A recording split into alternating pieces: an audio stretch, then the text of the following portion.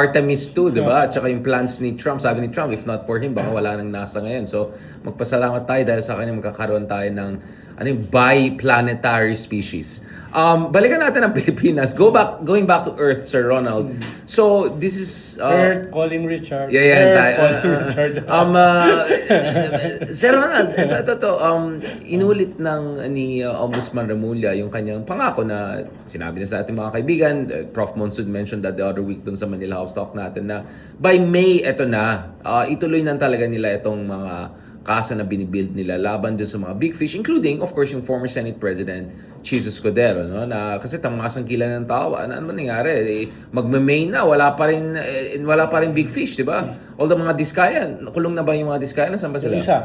Yung isa lang kasi napunta namin yung tennis court sa Baguio, yung sa mansion na ang pangit talaga. So sabi ko na lang sa tita ko, pagpasalamat ay hindi siya ghost court. Parang ang pangit talaga daw pagkagawa. So shoutout na lang sa mayor natin, pakitignan nga kung tama yung ginawa nila diyan. Hindi siya ghost project but it's an ugly project. But going back to this, Sir Ronald, what do you think about this promise by Remulla? I mean, obviously, he probably feels the pressure. Why would he even say it by now? And I don't think he can kick the can down the road anymore, di ba? Yes. Una ay sana hindi ito overpromise katulad nung last Christmas na may makakasuhan at makukulong in 2 months, 3 months, mga ganyan. Wala naman tayo nakita. Yeah. No? Ikalawa ay this is a millstone around the neck of this government. Right. Na walang nakukulong na big fish. At alam nila yan sa kanilang internal surveys, sa kanilang data analytics, that it's not helping them. No? It's not helping them. At going into 2028, that will be very significant. Yeah. No? At ikatlo, ay hindi na sila pwedeng magdili-dali eh. No? Hindi pwedeng sabihin na safe na sila. No? Even kahit si Jinggoy, hindi na safe eh. But he acts like he's safe again, di ba? Medyo nagkalat na naman siya the other month, di ba? Yeah. So in a way, they're also confronting an existential problem. Lalo na, yung kanilang mortal na kaaway ay mataas sa surveys. Yeah. Habang sila ay bumababa. Lalo na, ang wine-weaponize ito nung kanilang kalaban. I-impeach nyo ako, kakasuhan nyo ako for a few hundred millions. Tapos itong mga Billion, tao ng gobyerno, hundreds of billions ang ninakaw. Yun yung rhetoric, yun yung narrative. At wala kayong nakakasuhan sa kanila. So, long overdue na ito. Again, kailangan mangyari na ito. Ngayon, ang tanong, meron bang enough evidence? Tingin ko kay Chis, very public sa Blue Ribbon Committee, at kinuha pa nilang state witness, yung nagtestigo labang kay Chis, medyo strong. No? Ito nga COMELEC, very strong nga yung evidence against Chis eh. Minasahe. Kaya very unpopular ngayon ang COMELEC. Yeah, pinipressure din sila yun. Oo, pero dito, sa usapin ng corruption, tingin ko untenable eh. Dahil kinuha mong state witness eh. Yung nag-witness against Chis. Tapos ngayon, walang kaso si Chis. So very clear. Ang hindi ko sure dito kay Speaker Martin, ano yung hawak nilang ebidensya. Dahil yung dalawa sa major evidence na inaasahan dito, yung kay Saldico at saka yung kay Wala Gutesa. si Saldico, yeah. Si Saldico, wala namang legal affidavit. Yeah. At wala siya rito. At mukhang hindi siya babalik in the short term. Si Gutesa naman, hanggang ngayon ay missing. So, hindi ko alam kung anong evidence ang gagamitin. So you think Chis is more vulnerable? At least publicly, Yeah. From what we know. Publicly, from what we know, no? Posibleng merong hawak ang ombudsman, ebidensya na hindi natin alam, no? Yeah. Pero indicatively, in terms of public, ang medyo strong ang evidence kay Chis. No? But the ombudsman is trying to project neutrality by saying even if yung mga malapit kay presidente, cousin niya, we're gonna go after Pero them. pag nasampa ka ng kaso, kahit mahina yung ebidensya, kulong kagad yung sasampahan mo ng kaso. Kung yung isasampa mo ay plunder o kaya ay malversation with falsification of public documents.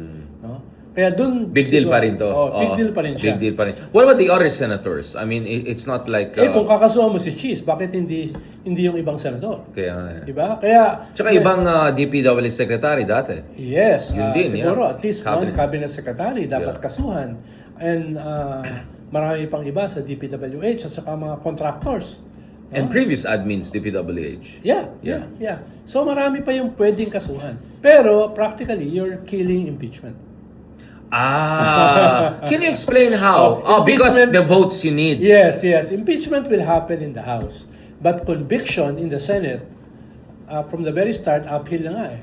Pag kinasuhan mo itong mga senador, lalo na. Dahil makakaboto pa rin sila kahit sila ay nakakulong. Dahil habang wala pang final conviction, no, sa mga plunder cases or malversation cases, they can still vote. So, if that were always, ito yung whip, ito yung leverage, di ba? In-imply natin na ibang senador nagdadalawang isip na baka kung mali ang galaw ko dito sa impeachment issue, yayarihin ako dun sa mga kababalakan na proyekto. Paano Unless makasuhan sila before impeachment. Yun nga, yung time frame. No? Hindi, pero it's not like, hindi naman ako, di ba, boboto ako dito, tapos yayarihin din naman ako next month. Afterwards, di ba? Yun din yung Oo. inisip ko yung parang syempre nagka-calculate din ng mga politiko Yes.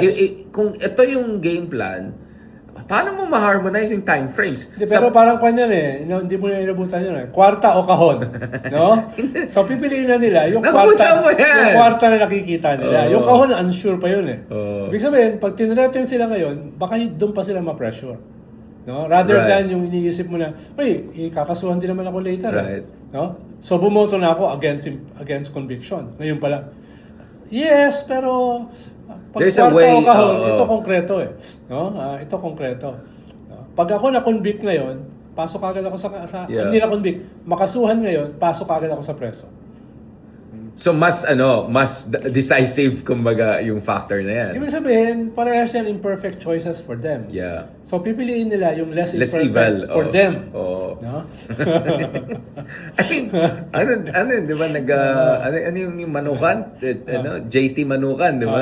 Andun mo makikita mo parating kasi Joel Torre yan, di ba? Yung movie ni Joel. Ako kasi Narcos ang inisip ko kasi sinasabi din ng mga di ba? Nila yung mga Colombian drug lord, yung ganun din yung choices nila. Gusto mo silver bullet or gusto mo goldfish.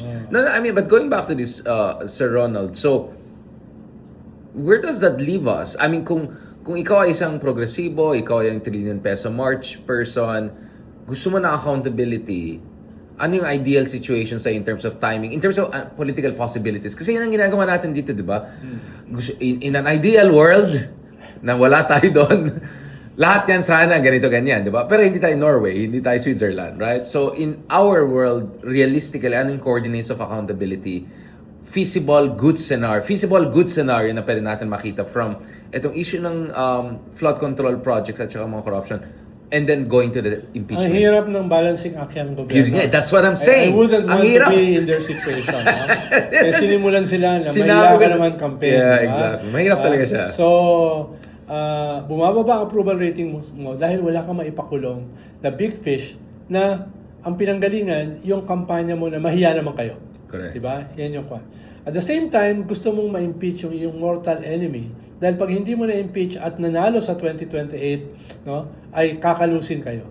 No? Kakalusin yung Hirap, pamilya no? mo, Yeah. ang iyong political clan, etc. Unless makalabas ka ng bansa. No? So, ibig sabihin, magtatago ka uli katulad ng 86. So, yung balancing na yan ay sinusubukan nila i-calculate. Can they have their cake and eat it too? Pwede bang gawin nila ito at the same time ma-impeach? Medyo that can be done. Medyo stretch. That can be done, Yeah. pero very delicate yung Yeah. balancing act na Correct. gagawin nila. At wala akong nakikita na strategies for now sa gobyerno na kayang i-navigate yung balancing act na yan. Oh, No? Thread the needle. Ang hirap nun. Yes. At saka, Grabe yung discussion natin sa Ronald. Parang dapat parang tayong Machiavelli. Filipino Machiavelli. This is how you use fear, this is how you use love, and then you balance fear and love. The Prince. Kailangan talaga natin the Prince discussion. So, where does that leave? By the way, before I go to Sara Duterte, what is the latest on Bato? And what is the latest on Bongo? Because both of them, I think now it's open na yung mga sinasabi natin for a long time na kasama well, talaga sila. Bato is still hiding under a rock. Pebbles. No pun intended. Barangay Bato. Barangay Bato. Ikalawa, si Bongo has the most Damocles swords over his head. Yeah. Dahil hindi lang plunder, hindi lang corruption ang Yeah. kaso niya. Sa ombudsman, meron din siyang ICC. Possible international warrant sa ICC. Yeah. So, kung merong negosyador ang gobyerno na ay pwedeng mas pwede siyang ikanto. So medyo No? bazaar Pwede siyang na. ikanto, Yeah. no? Oo. Kaya, Oh, tahimik si Bongo ngayon. I don't hear him that much. Except yung happy birthday niya kay Tatay Digong well, na selfie. when you're in deep shit, do not move. Unless you're some people we know. Can you imagine that? Unless some people we know. Don't move, no? Kung hanggang dito, can you imagine that? Ronald. Imagine mo. Okay. I think, alam ko kumain ka na. Hindi pa ako kumain sa Ronald. So Diba? please. Pero imagine mo, don't move. Tingnan mo yun. Hindi ba kami kumain lahat dito sa Ronald? So going back to this. Wow. Ang hirap nung kasi kailangan parang energy crisis dito yung tanker, yung short term, medium term, long term, di ba? Ang hirap ng kaya nga sabi ko public policy is really an science and art. It's statecraft, basically Machiavelli, right? Yeah. This is how the prince It's a combination of a lot of science. Exactly. Diba? And art, diba? Statecraft. Even physics. Even aerodynamic MIT. So Maraming sagot ang quantum physics dyan. Associate Pero Justice- That will be a different episode. So now ano naman tayo? Associate Justice Ronald Llamas. May namin nagko-comment Associate Justice. Associate Justice Ronald. Kakabanggit lang sa akin ni Francis kahapon sa binaryo. Associate Justice. Ako daw nagpahusto nung, Ay, oo! nung mini trial at saka Oo, semi trial. tinatamaan ka rin pala, no? Sabi ko, ano klase Tama ko na. ito? Ibig sabihin, gagamitin yung statement The ng Associate Justice Ronald.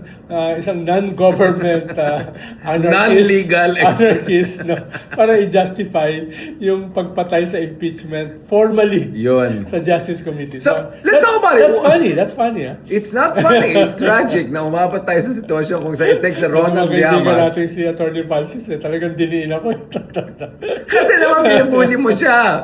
Parang sabi, hindi ka tulad ng isang kaibigan natin, ang daming Tweety Bird, pero Can you imagine bullying Atty. Francis? I do. It takes a Ronald Llamas. Alam mo, may feelings yan. Kaibigan, matagal ko na kaibigan sa debating world yan. Pero best wishes sa kanyang journey of Kaibigan exposure. natin yan. Kaibigan All the natin. Gucci and all the Natawa lang ako. Binagit. siyempre. Kasalanan ni Secretary Llamas Tinatamaan siya. mo parati siya eh. Kaya tuloy, nakabawi siya. Sabi ko yun, nakabawi na. Kaya bumawi na si Kuya. Nakaganti na. No, so where are we in the Associate Justice Ronald? Nasaan na tayo? Kasi yung interpretation ng ibang legal experts is parang Sara Duterte is arguing against what she wanted Tingin ko last whatever year. argument niya ay kahit anong isampan niyang kaso sa Supreme Court, kahit dinedenay niya na Kahit it si goes Torion- against what she won last year. Parang, kahit sinasabi niya na si Torion, hindi akin yan. Iba yan, no? Dahil actually, ang pwede lang mag-file para patayin ang impeachment, yung kampo lang ni Sara. yung dummy, hindi dummy pwede filing. sila Torion, no? Dapat alam nila yan from the start. No? Ikalawa, ipapa-reverse mo yung decision na sinave ka last year from impeachment. Kaya nga sabi ko. Di ba? Ayun, Magreklamo ka, ba't mo binigay sa akin to? Balik mo to, ganun. So, we're not that intelligent. Especially ako, hindi ako kasing talino mo. Pero, but this is so stupid, di ba? Yung ganun Their sitwasyon, levels, no? their It's so levels. laughable, di ba? Their levels. So laughable. Kaya tingin ko, fearless forecast na not that fearless. Not that Matutuloy ang impeachment. Una, matutuloy ang Justice Committee hearing this month.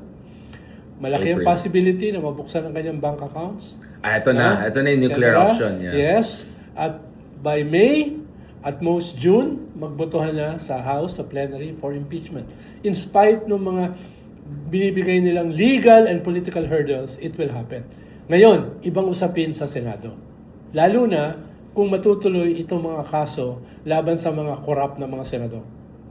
Wow, that's so kailangan within April matapos na ito. April, May. No, itong Justice Hindi, Committee. kaso yun nga, pero kung may Halimbawa, sa 14, ilalabas na nila, attend si Justice Remulla, si Ombudsman Remulla, ilalabas na niya yung mga SALN, etc., etc. Setting the predicate for the possible opening of the bank accounts. Paano ikukumpara mo sa Yeah. SALN yung bank accounts? No? At yung Although may discrepancy. kolatilya rin si Ombudsman, bakit yung mga congressman di pa nagsasubmit ng SALN? Di ba? May pahabol pa siya. Di ba? Magaling din. Magaling din. Kala ko si Ronald Llamas lang magaling. Pero magaling din. Mukhang nagbasa rin ng The Prince. The Filipino prince. The Filipino prince. So sir, last part ng itong discussion natin dito. So where does that put the pink movement, the progressive movement, in terms of kanilang positioning? Dapat na maiingay na sila ulit dito sa issue ng impeachment, or because some of this, I mean, maganda naman performance nila, di ba? Nakita natin dun sa Malu survey. Ano yung survey niyan? Publicos Asia, right? Hayag, yung bayan. Yun, whatever. I wouldn't choose that. Number... I wouldn't choose that. Hindi, pero top 3 sila, Number 1 si Baste. Number 1 si Bam at sa Senate. I mean, let's just say you take it with the grain of some salt, some olive oil, some Baka a ton of salt.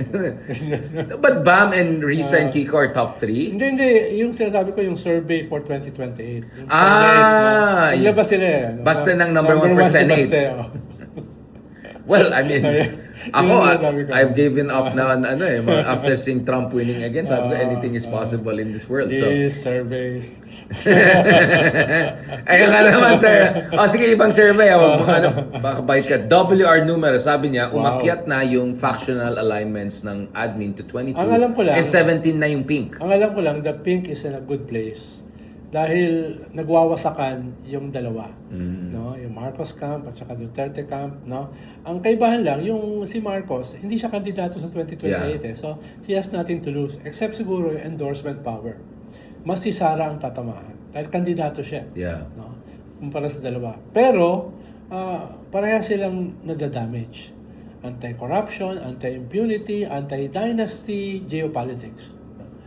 Diyan makakapasok yung third pole. The pink pole. No? At before, na walang leader na tumatayo, no? Tingin ko in the next few months, baka makakita tayo ng unity. Yung pink. In terms of a pink leader na mag-harness nitong outrage against corruption, against impunity, no? Against China, mag-harness nitong anti-dynasty sentiment ng mga tao at will try to level up yung kabataan katulad na nangyari ng midterm election going into 2028. Kaya ako mas optimistic. Kaya nga yung column ko nung Sunday sa Philippine Star, yung rival ng iyong newspaper, no, ay No. You are rival to us because we said that. Dinikit ko yung usapin ng Resurrection Sunday sa political resurrection ng isang third pole. So what we are looking at is the unfolding of a third pole. No? Hindi puwersa ng kadiliman, hindi puwersa ng kasamaan, according to ex-human rights lawyer Harry Roque, no? Kundi something much I almost forgot about Harry Roque until nung Baguio ako the other day. Sabi, hindi ba yun yung bahay daw ni Harry Roque? Tapos hindi niya bagay. What happened to Harry Roque, by the way? Parang hindi na siya relevant. Wala na siya sa... hindi rin siya pinapansin ng mga DDS. no? Nasa Austria siya, di ba? Mukhang nagkamali siya, ibang faction yung kanyang sinalihan. Not losing faction of a losing team. Yes. So tingin ko ay hintayin ang susunod na kabanata. Ayan ang gusto ko But ang tingin ko ay things are moving very positively para sa pink in the next 2 to 3 months. And huling tanong dito sa issue na yan, Sir Ronald. Before you go to your 2nd out of 7 podcast, because I'll catch up with you on your 6th podcast later before your 7th podcast. Kaibigan mo naman yung susunod. Parang tayo, yung iba nagtatanong, parang kayo lang nag-uusap na nag-rotate lang. Pero ikaw lang ang pakyaw. Grabe Dahil naman. pala po podcast ka, 2, 3, in the same time. Kailan ako nakakita ng ganung podcast. Kaya nakalimutan ko, wait lang. 3 episode at the same time. Ano ulit yung pangalan ng podcast ko lagi? Buti nga ngayon, wala ikatlo. So what are the attributes, Sir Ronald? We're looking in this Unipink presidential ball or presidential candidate, or at least a potential anchor for transformation. Walang track record ng corruption, no? Okay. Walang hindi dynasty, no? Hindi mamamatay tao, and the opposite of the tokhang of the previous government, no? Malinaw yung kanyang geopolitics, merong management skill, can build a team. Yan, Who yun ang can gusto ko. govern, Yun. no? Because it's not just the presidency, the president, it's the presidency. The presidency is a team. The president is one person. So, dapat mag-complement yung dalawa. Kailangan magbuo siya ng magandang team. Na katulad niya ay magagaling in terms of particular aspects ng governance, pero at the same time, walang track record ng corruption. At malinaw yung position against impunity at saka dynasties. Tingin ko, yan yung mag-unfold as a third pole. You work for the last reformist president we had, President Pinoy, God Yes. bless his soul. I mean, he had his own imperfections. We discussed But he's that. now getting missed. But now he's double missed, right? Yeah, Including yung yeah. presyo ng langis and Yes. everything he did for energy security Yes, ng ating yes. bansa. And kudos to your administration for that. Ano ang mga katangian na hinahanap mo sa susunod na presidente na may overlap kay Pinoy but also goes beyond Pinoy? Well, Because he was not perfect, obviously. There's yeah, so much we can... Pinoy- and things have changed. Pinoy is an Aquino and a Cojanco. Right. And yet, yung lifestyle niya Is the Aquino. lifestyle of Yeah. an ordinary man. Yeah. No? Kumakain kami sa tropical hut. No? Yeah, tropical Oo. hut. Naglalaro kami ng games. No? Yeah. Once in a while, nag-shoot kami sa shooting range. No? Yun na yun. Yeah. No? Hindi kami mga nepo babies. No? Ang layo kumpara dito sa mga nepo babies ngayon. Diba? Wala siyang pamilya na binubuhusan ng luxury at saka wealth, di ba? So yun yung Wala siyang Rolex, yung wala yung siyang lifestyle. Gucci, wala siyang Gucci, Rolex, Wala yung yeah. lifestyle. Ikalawa ay he was an ordinary guy Yeah. in an extraordinary position. Nag-level up siya. Sabi ko nga sa kanya ay, boss, halos hindi na kita nakilala. Dati pa bonjing-bonjing lang tayo sa kanya, Alfredo sa Morato. Di ba? Dati, debate lang tayo about military history. Dahil... Ano siya? Military geek siya? Oo, I didn't know at that. pag kinokontra ko siya, nagagalit. Ako pa naman, nag-enjoy ako pag may nagagalit sa Oo, debate ko. napansin So, gano'n, laging galit sa akin yun. Dahil kinukang ko eh. Yung kanya, Kaya pala pag nagsistatement siya sa mga US defense aid, mga Yeah, gano'n. yeah. Parang siyang may graph siya ng Yes, granular paborito details. Paborito na yun. Kaya no? pala At magaling. saka photographic yung kanyang memory. Memory, Wala yeah. siya nakakalimutan. Yeah. No? You're right. Pero kahit photogenic lang yung memory ko, I can hold my own. Photogenic ka. I don't know about your memory, but ikaw photogenic. Yun. I didn't know that. Tapos ikatlo, syempre a team. Yeah. A team. Dahil alam mo naman, you're not perfect. So bubuo ka ng team para ma-mitigate yung iyong weaknesses at ma-strengthen yung iyong positive impulses. No? Yan yung kwan. At syempre, ika-apat ay a framework. Yeah. No? Kahit hindi siya kumpleto, kahit hindi siya ideology, at least a vision. Lagi niya sinasabi sa amin na hindi ako gagawa ng ganito eh. Bakit? Dahil ang pakiramdam ko, pinapanood ako ng tatay at nanay yeah, ko. yeah. No? So, talagang naniniwala siya ron na he has to do something good. Huwag mong kalimutan, nanalo siya for the Senate kahit labas siya sa survey because of an ad. Lagot Yeah. ako sa nanay ko. Which came out very authentic. Yes, at naging top 5 siya because of that. Dahil, hindi lang para sa kanya. Natakot siya sa nanay niya na gumawa ng masama. Kung hindi maraming Pilipino, no, including ikaw na mama's boy, no, natakot ka. Coming from you, na Natakot fellow ka. mama's boy. Natakot ka na lumabag sa gusto ng Yeah, nanay. 100%. No? Yeah. So, yung kanyang no to wang-wang is a similar peg na simpleng message, Yeah, pero tagus sa lahat.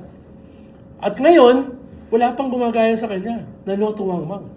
Yung succeeding government after his government, lahat nagwang-wang na. Kaya nakita natin, unprecedented impunity, Yeah. unprecedented corruption.